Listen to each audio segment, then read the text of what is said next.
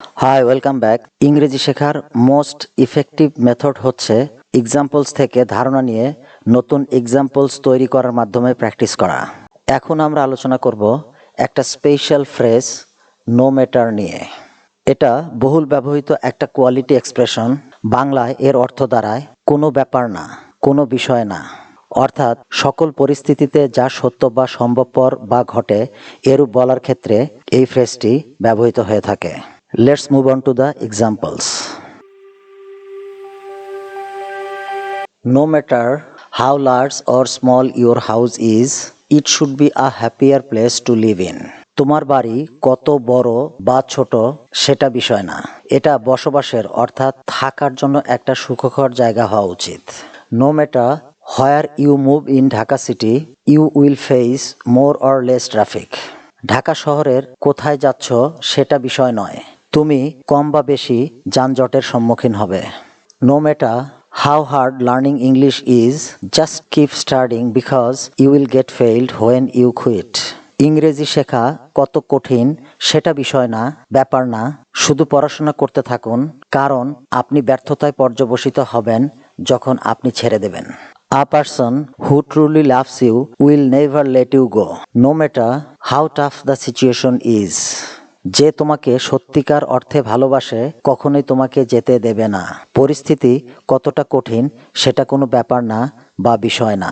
Okay, now it's your turn to make more example sentences with no matter by following this discussed examples.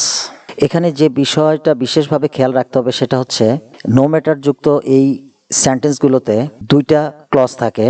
No matter যুক্ত ক্লজটা কিন্তু dependent clause, আর বাকি যে ক্লজটা থাকে সেটা হচ্ছে independent clause.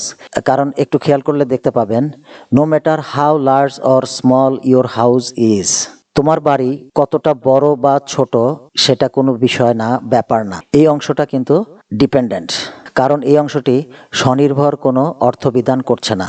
এই অংশটি ইট should B happier a place to live in, এই ইন্ডিপেন্ডেন্ট ক্লজটির উপরে নির্ভরশীল। এটা একটা বিষয়। আর দ্বিতীয় যে বিষয়টা সেটা হচ্ছে আপনি নো ম্যাটারের ক্ষেত্রে, যেহেতু এটা একটা কমপ্লেক্স স্ট্রাকচার ফলো করে, সেক্ষেত্রে আপনি ইন্ডিপেন্ডেন্ট ক্লজটি প্রথমে নিয়ে আসতে পারেন, অর্থাৎ নো ম্যাটার যুক্ত ডিপেন্ডেন্ট ক্লজটি আপনি পরে লিখতে পারেন বা পরে বলতে পারেন। এই এক্সাম্পলস থেকে সেটা আমরা প্রুভ করি। It should be a happier place to live in, no matter how large or small your house is. Okay, clear? চলুন নেক্সট এক্সাম্পল থেকেও আমরা বিষয়টা আরো একটু ক্লিয়ার হয়ে নেই। You will face more or less traffic no matter where you move in Dhaka city. I think this is far more clear. Okay, let's jump into the next. আগের এক্সাম্পলসগুলোতে no ম্যাটারের সাথে how কিংবা হোয়ার এগুলোর ব্যবহার আমরা পেয়েছি। এখন আমরা আলোচনা করব নো ম্যাটার হোয়াট নিয়ে।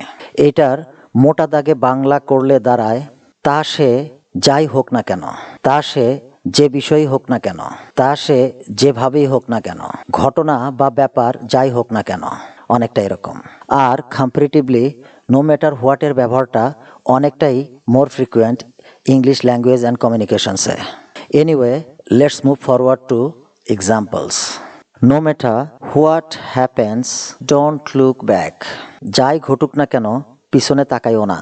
No matter what your age, you can learn English only by practicing regularly. তোমার বয়স যাই হোক না কেন শুধুমাত্র নিয়মিত অনুশীলনের মাধ্যমে তুমি ইংরেজি শিখতে পারো।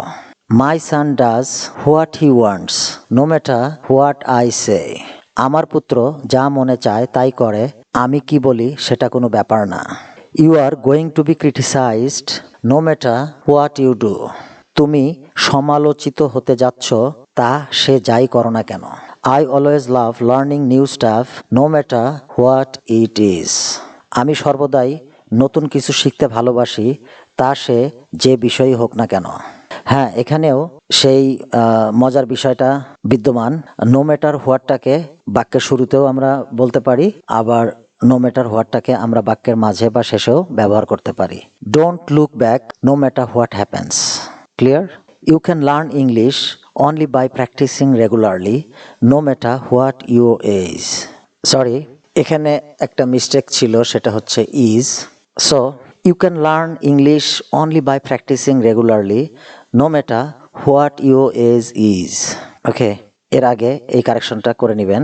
No matter what I say my son does what he wants. ঠিক একই রকমভাবে বাকি এক্সাম্পলসগুলো তো আমরা নো ম্যাটার হোয়াট বাক্যের শুরুতেও ব্যবহার করতে পারি কিংবা বাক্যের মাঝেও আমরা ব্যবহার করতে পারি। I think this is very nice and interesting and clear to you, right? আমরা অনেকেই স্পিকিং এবং রাইটিংয়ের কোয়ালিটি ডেভেলপ করতে চাই। অনেকেই শুধু ভোক্যাবসের পিছনে ছুটছেন, ভালো কথা, কিন্তু এক্ষেত্রে সঠিক কথা বা মতামত বা যুক্তি সঠিক জায়গায় প্লেস করাটাও অনেক গুরুত্ব বহন করে। আর সেখানেই এই টুলস বা ডিভাইসেস বা এক্সপ্রেশনসগুলো ইফেক্টিভলি এবং লজিক্যালি কাজ করবে। এরকম আরও অনেক প্রয়োজনীয় এক্সপ্রেশনস নিয়ে আবারও কথা হবে। সেই প্রত্যাশায় ভালো থাকবেন।